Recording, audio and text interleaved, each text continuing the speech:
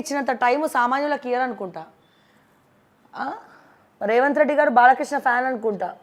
మా బాలకృష్ణ గారు కోర్స్ బాలకృష్ణ అంటే ఎవరికి ఫ్యాన్ కాదు, అందరూ ఫ్యాన్సే, బాలకృష్ణ ఫ్యాన్సే. మరి ఆయన డైలాగ్ చెప్పిండంటే మరి స్టేజ్ అదుర్సు, సినిమా థియేటర్ ఇక రికార్డులు బ్రేక్ అవుతాయి. అది వేరే విషయం అనుకో. ఎందుకంటే ఏమైనా స్కాములు బయట పెడతాం సార్, అపాయింట్మెంట్ ఇవ్వండి, దీంట్లో లొసగులు ఉన్నాయంటే సీఎం అపాయింట్మెంట్ ఇస్తలేడు. కానీ బాలకృష్ణ 4వసారి ఇది కలవడం, ఈజీగా అపాయింట్మెంట్ వీళ్ళకి ఎట్లా దొరుకుతుందా అని ఆలోచిస్తున్నా కదా. అప్పుడప్పుడు అనిపిస్తుంది ఇటువంటి స్కాములు బయట పెట్టాలంటే మనం కూడా వివిఐపీస్ అవ్వాలేమో అని చెప్పి కదా. సో మొత్తానికి నిన్న బసవతారకం హాస్పిటల్కి వెళ్ళడం జరిగింది. సో శంషాబాద్లో హెల్త్ హబ్ విమానాశ్రయం వద్ద 500 నుండి 1000 ఎకరాల్లో ఏర్పాటు. ప్రపంచం నలుమూలల నుంచి వచ్చేవారికి అన్ని రకాల వ్యాధుల చికిత్సకు భరోసా. ప్రపంచ స్థాయి ఆసుపత్రులకు హబ్లో చోటు. బసవతారకం ఆసుపత్రిని అందులో అవకాశం. అభివృద్ధిలో బాబుతో పోటీపడే ఛాన్స్ వచ్చింది. ఇది ఇక 12 కాదు 18 గంటలు పనిచేయాల్సిందే. తెలుగు రాష్ట్రాలు అందరికీ ఆదర్శం కావాలి. బసవతారకం క్యాన్సర్ ఆసుపత్రి వ్యవస్థాపక దినోత్సవంలో ముఖ్యమంత్రి రేవంత్ రెడ్డి. బట్ ఈ సందర్భంగా బసవతారకం క్యాన్సర్ హాస్పిటల్ ఎంతోమంది సామాన్యుల పాలట దేవుడైంది. ఖచ్చితంగా ఈ పుణ్యమంతా మన ఎవరికి, నందమూరి బాలకృష్ణ గారికి తక్కుతుంది. ఎందుకంటే సామాన్యులందరికీ కూడా నేను మొన్న చూస్తున్నాను, ఒక చిన్న అబ్బాయికి క్యాన్సర్ ప్రాబ్లం ఉంటే సో వాళ్ళు ఇమీడియట్గా జస్ట్ ఒక మెసేజ్ పెట్టారు బాలకృష్ణ గారికి. పెట్టగానే ఇమీడియట్గా వాళ్ళని చేర్చుకోవాలని చెప్పి డైరెక్ట్ స్వయాన ఆయనే హాస్పిటల్కి వచ్చి ఆ ఫ్యామిలీ మెంబర్స్ని పిలిపించి ఆ అబ్బాయికి హాస్పిటల్లో ఉచిత వైద్యాన్ని అందిస్తూ ఉన్నాడు. So that is Balakrishna. చాలా మంచి వ్యక్తి.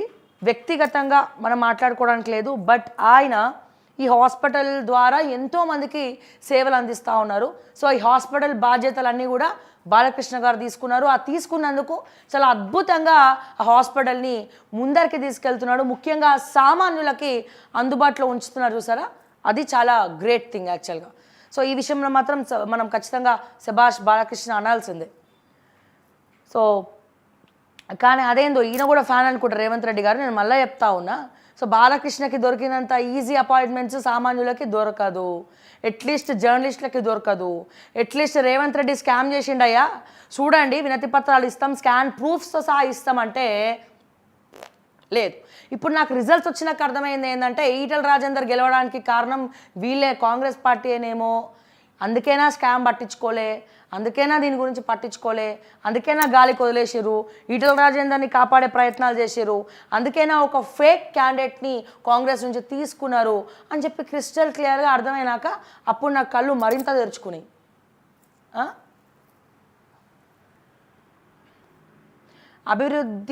అభివృద్ధిలో బాబుతో పోటీ పడే ఛాన్స్ వచ్చింది. ఇక 12 కాదు 18 గంటలు పనిచేయాల్సిందే. తెలుగు రాష్ట్రాల్లో అందరికీ ఆదర్శం కావాలి. బసవతారకం క్యాన్సర్ ఆసుపత్రి వ్యవస్థాపక దినోత్సవంలో ముఖ్యమంత్రి రేవంత్ రెడ్డి.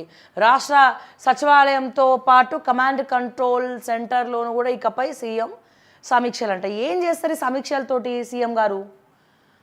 అంటే మీ ప్లాన్ ఏంది అసలు? దయచేసి చెప్పచ్చు కదా ఒకసారి. అంటే ఈ సమీక్షలు జరుగుతున్నాయి కానీ అది ఎగ్జిక్యూట్ అవుతలేవు. మా బాధ అదే, సమీక్షలు జరుగుతున్నాయి కానీ ఎగ్జిక్యూట్ అవుతలేదు. ఎందుకు అవుతలేదు అని అడుగుతా ఉన్నాం సార్.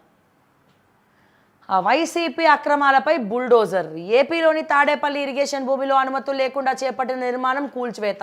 17 ఎకరాల బోట్ యార్డ్ భూమి స్వాహాకు కుట్ర. పార్టీ ఆఫీస్ కోసం 2 ఎకరాలు కేటాయిస్తే జీవో ఆ భూమిని స్వాధీనం చేయని జల వనరుల శాఖ. అయినా ఎన్నికల ముంగిట అడ్డగోలు నిర్మాణాలు. కార్పొరేషన్ అనుమతి, సిఆర్డీఏ పర్మిషన్లు లేవు. దీంతో నిబంధనల మేరకు పలు నోటీసులు జారీ. హైకోర్టులో వైసీపీ పిటిషన్ లభించని ఊరట. చట్టబద్ధంగా వ్యవహరించాలని చెప్పి కోర్టు ఆదేశం. చివరికి శనివారం తెల్లవారుజామున కూల్చివేత.